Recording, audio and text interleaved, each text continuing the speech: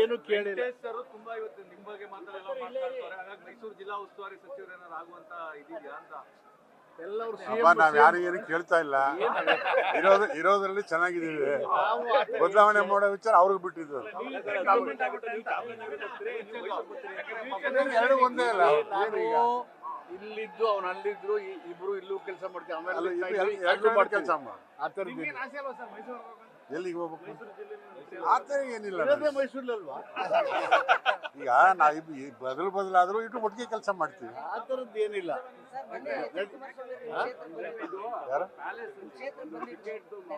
ಬಂದಿದ್ರು ಅಲ್ಲ, ನನ್ನ ಕೆಲಸ ನಾನು ಮಾಡ್ತಾ ಇದ್ದೆ.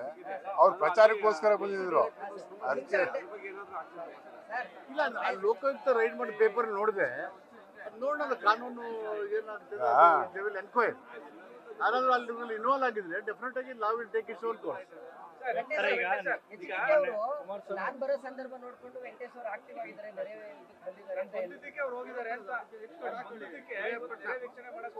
ಈಗ ನಾನು ಆ ಕ್ಷೇತ್ರದ ಶಾಸಕ.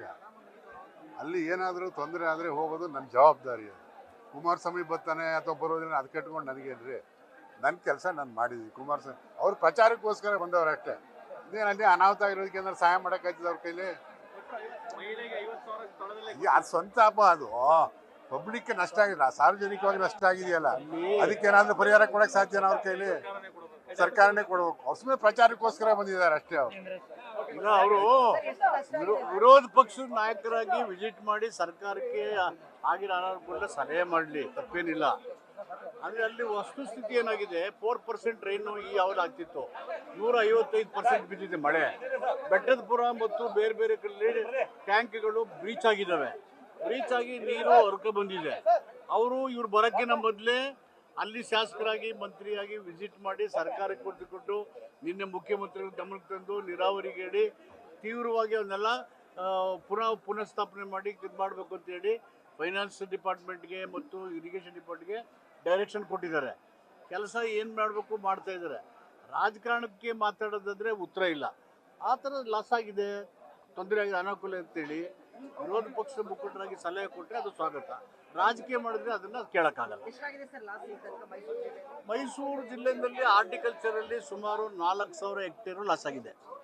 ಅಗ್ರಿಕಲ್ಚರು 1700ರಿಂದ 900 ಹೆಕ್ಟೇರು ಲಾಸ್ ಆಗಿದೆ.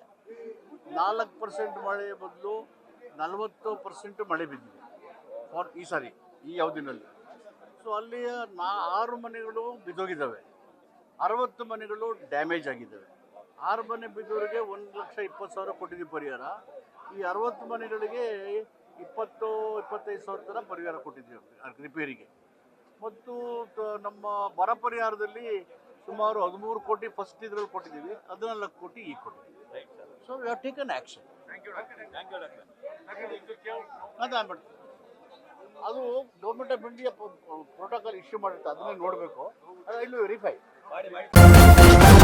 ನ್ಯೂಸ್ ಫಸ್ಟ್, ನಿರ್ಭೀತಿಯಿಂದ ನಿಮ್ಮ ಪರವಾಗಿ.